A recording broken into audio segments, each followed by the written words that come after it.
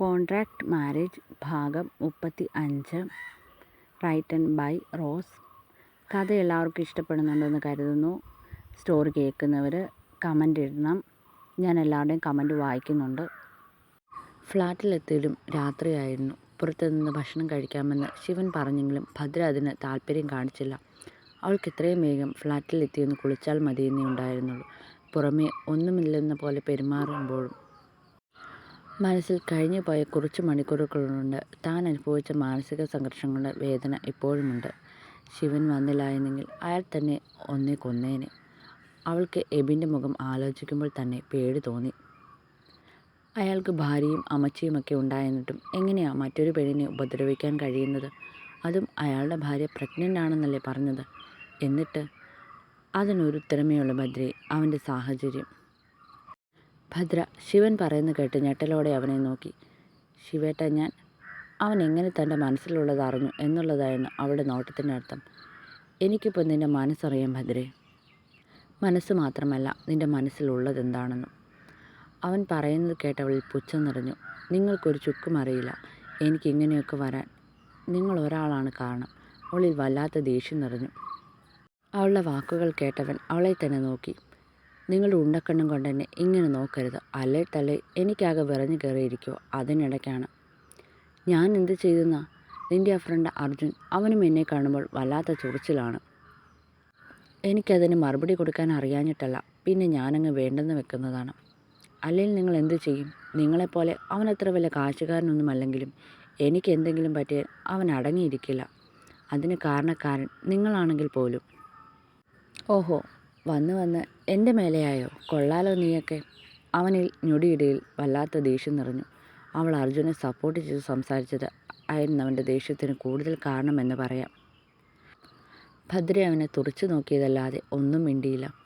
എന്താടി, എന്നെ അങ്ങ് വിഴുങ്ങിക്കളയുമല്ലോ നീ?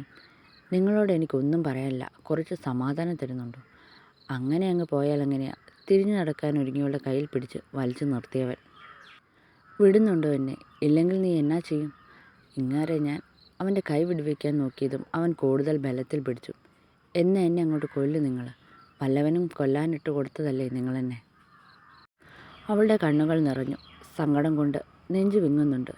ഒരു നിമിഷം രണ്ടാളും കണ്ണുകൾ കൊരുത്തു നിന്നു. ശിവൻ മെല്ലെ അവളുടെ കൈവിട്ടതും ഒന്ന് നോക്കുക പോലും ചെയ്യാതെ അവൾ മുറിയിലേക്ക് പോയി. വിശന്ന് പൊരിഞ്ഞാണ് വന്ന് കയറിയത്. എങ്കിലും അയാളുടെ വായിൽ നിന്ന് ഓരോന്ന് കേട്ടതോടെ ഉള്ള വിശപ്പ് കൂടിപ്പോയി. അവൾ മുറിയിലേക്ക് കയറി ആദ്യമൊന്ന് കുളച്ചു.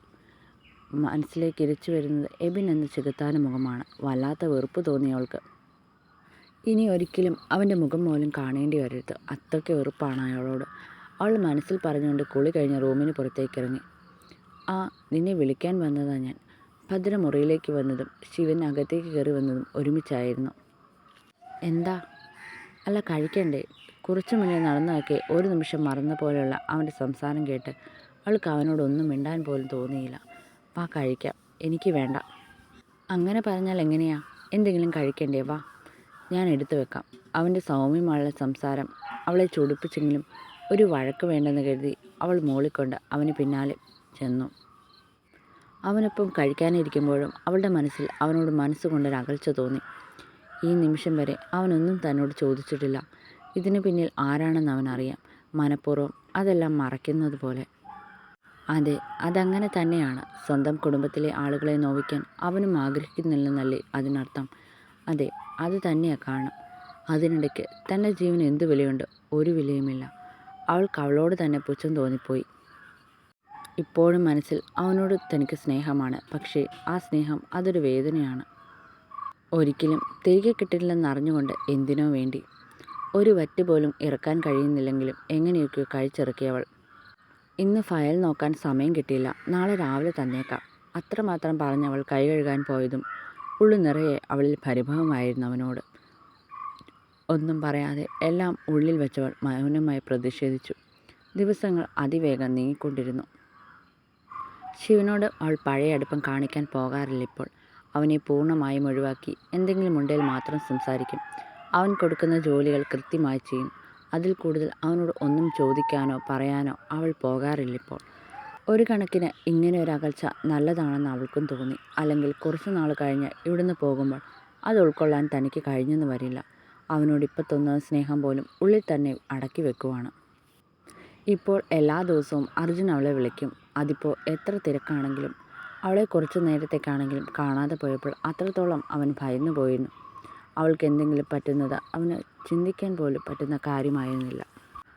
അവളുടെ അമ്മയോളം തന്നെ അവനും അവളെ സ്നേഹിച്ചിരുന്നു. സ്വന്തമായി കണ്ടു തന്നെ. ഭദ്രയ്ക്ക് ഏറ്റവും വലിയ ആശ്വാസം അതുതന്നെയായിരുന്നു.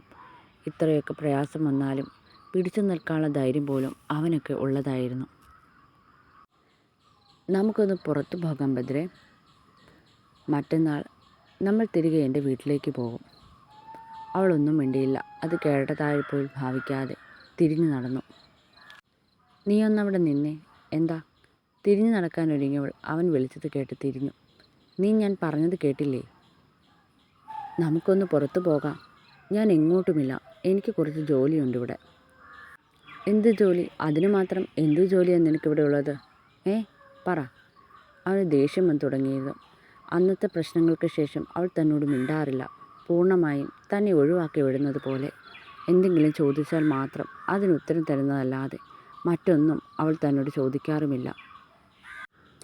അവളോട് അതേപ്പറ്റി ചോദിക്കാൻ തന്നിൽ ഈഗോ അനുവദിക്കാത്തതുകൊണ്ട് അവനൊന്നും ഈ നിമിഷം വരെ ചോദിക്കാൻ പോയില്ല. അതിൻ്റെയൊക്കെ അമർഷം അവൻ്റെ ഉള്ളിലുമുണ്ട്. അവളായി തന്നോട് മിണ്ടട്ടേന്ന് കരുതി അവൻ കാത്തിരുന്നതാണ്. പക്ഷേ ഇന്നിപ്പോൾ അവന് മനസ്സിലായി അവൾ എന്നേക്കുമായി തന്നെ ഒഴിവാക്കുവാണെന്ന്. അതവൻ്റെ നിയന്ത്രണം തെറ്റിച്ചു. നിന്റെ വായിൽ നാക്കില്ലേടി? പറയടി ഞാൻ ചോദിച്ചത്. എനിക്ക് നിങ്ങളോട് ഒന്നും കൂടുതൽ സംസാരിക്കാൻ താല്പര്യമില്ല. എങ്ങനെയെങ്കിലും ഒരു വർഷം ഒന്ന് കഴിഞ്ഞാൽ മതിയെന്നേ ഉള്ളൂ. മടുത്തു ഈ വീടും ഇവിടുത്തെ ജീവിതവുമെല്ലാം. എത്രയും വേഗം ഈ നരകത്തിൽ നിന്നൊന്ന് പോകണമെന്നുള്ളൂ.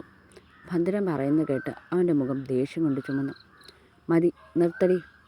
ഇനി നീ ഒരു വാക്ക് മിണ്ടരുത്. നീ എപ്പോൾ പോകണം, എങ്ങനെ പോകണമെന്ന് ഞാൻ തീരുമാനിക്കും. കേട്ടോടി പറഞ്ഞത്? അതായത് നിന്റെ കെട്ടിയോനായ ഈ ശിവരഞ്ജൻ. അവൻ്റെ വാക്കുകളിൽ വല്ലാത്തൊരു ഉറപ്പ് നിറഞ്ഞു.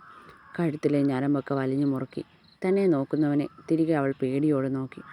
മറ്റൊരു രൂപത്തിലും ഭാവത്തിലും അവനെ ആദ്യമായി കാണും പോലെ. ഇതൊക്കെ നിങ്ങൾ മാത്രം തീരുമാനിച്ചാൽ മതിയോ? എൻ്റെ ജീവിതം അതെങ്ങനെ ആരുടെ കൂടെ വേണമെന്ന് ഞാൻ തീരുമാനിക്കും. ഒരു വർഷം എഗ്രിമെൻ്റ് പോലെ. ഒരു വർഷം. അതിൽ കൂടുതൽ ഒരു നിമിഷം പോലും ഞാൻ ഇവിടെ നിങ്ങളുടെ ഭാര്യയായി ഉണ്ടാവില്ല. അവൾക്കും അവൻ പറയുന്നത് കേട്ട് വാശി കയറി. എഗ്രിമെൻ്റ്? ആഹാ. അവൻ ഉറക്കെ ചിരിച്ചു. നീ അതും ഓർത്തിരിക്കുവാണോ? അതൊക്കെ എന്ത് വേണമെന്ന് ഞാൻ കൃത്യമായി പ്ലാൻ ചെയ്തു വെച്ചിട്ടുണ്ട്. നിയമപരമായി നീ എൻ്റെ ഭാര്യയാണ്. അതെന്താ, നീ മറന്നോ ഇത്ര പെട്ടെന്ന്? അതിനെന്താ, ഒരു വർഷത്തെ ഭാര്യയല്ലേ. അതിൽ കൂടുതൽ ഒന്നുമില്ല. അത് കഴിയുമ്പോൾ നമ്മൾ തമ്മിലുള്ള എല്ലാ കരാറും അവസാനിക്കും എന്ന് നിന്നോട് ആര് പറഞ്ഞു? നിനക്കിതുവരെ ഞാൻ പറഞ്ഞതൊന്നും മനസ്സിലായില്ലേ ഭദ്രേ? അങ്ങനെ നീ പറയുന്നത് പോലെ അത്ര വേഗം ഇതൊന്നും അവസാനിക്കില്ല. ഞാൻ തീരുമാനിക്കും എപ്പോൾ, എങ്ങനെ എന്ന്. അതുവരെ നീ എൻ്റെ കൂടെ ഉണ്ടാവും. അവളെ വലിച്ച് തന്നിലേക്ക് ചേർത്തുകൊണ്ടവൻ പറഞ്ഞതും അവൻ്റെ മുഖത്തെ മുറുക്കം കണ്ടവൾക്ക് ഭയം തോന്നി. എൻ്റെ ഭാര്യയായി, എൻ്റെ കാമുകിയായി. അവൻ്റെ വാക്കുകൾ കേട്ടതും ഞെട്ടലോടെ അവൾ അവൻ്റെ മുഖത്തേക്ക് നോക്കി. ഇതിനൊക്കെ അർത്ഥമെന്താ? വാശിപ്പുറത്ത് അവൻ പറയുന്നതല്ലേ ഇതൊക്കെ, അല്ലാതെ തന്നോട്? ഇല്ല, അങ്ങനെ ഒരിക്കലും ഉണ്ടാവില്ല. വീണ്ടും താൻ ഇതൊക്കെ കേട്ട് പൊട്ടിയാവുകയാണ്. പെട്ടെന്ന് അവനെ തള്ളി മാറ്റിയവൾ. നിങ്ങൾക്ക് നിങ്ങളുടെ കാര്യം നടക്കണം. അതിനെന്നെക്കൊണ്ട് ഓരോ വേഷം കെട്ടിക്കുകയാണ്. അങ്ങനെയാണെങ്കിൽ അങ്ങനെ.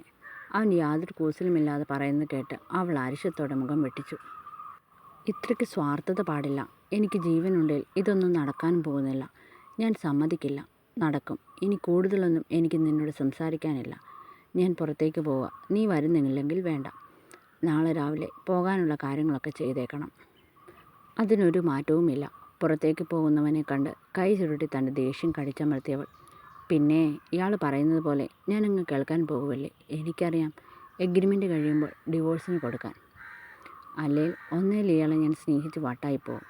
അല്ലെങ്കിൽ ഇയാളുടെ അവഗണന സഹിക്കാൻ കഴിയാതെ ഞാൻ വേണ്ട, അങ്ങനെയൊന്നും ചിന്തിക്കേണ്ട. ചിലപ്പോൾ ദേഷ്യം കൊണ്ട് പറയുന്നതാവും ഇങ്ങനെയൊക്കെ. അതൊക്കെ മൈൻഡ് ചെയ്യാൻ പോയാൽ ഉള്ള സമാധാനം കൂടി പോകും. നാളെ ഇനി വീട്ടിലേക്ക് പോകണം. ഇവിടെയാണെങ്കിൽ ആരെയും പേടിക്കേണ്ട. ഇങ്ങനെ മാത്രം സഹിച്ചാൽ മതി. അവിടെ പക്ഷേ അങ്ങനെയാണോ? അവൾക്ക് അവൻ്റെ വീട്ടിലേക്ക് പോകുന്ന കാര്യം ആലോചിക്കുമ്പോൾ തന്നെ ആകെ ഒരു മനസ്സമാധാനക്കേട് തോന്നി. പോകാതെ ഇരിക്കാനും പറ്റില്ല. അവിടെ ചെന്നാൽ പിന്നെ കുത്തി നോവിക്കാനാവും ആളുകൾ ക്യൂ നിൽക്കുന്നത്. ഭദ്രയും കൂട്ടി ശിവൻ പിറ്റേന്ന് രാവിലെ അവൻ്റെ വീട്ടിലേക്ക് കയറി ചെല്ലുകയാണ്. ഹാളിൽ തന്നെ അച്ചമ്മയുണ്ട്. അവർ രണ്ടുപേരെയും കണ്ടതും അവരുടെ മുഖം തെളിഞ്ഞു. ബാക്കിയോൾക്ക് ഇനി തന്നെ കണ്ടു കഴിയുമ്പോൾ ഇളകുമായിരിക്കും, അവൾ മനസ്സിൽ പറഞ്ഞുകൊണ്ട് അവനൊപ്പം അകത്തേക്ക് കയറി.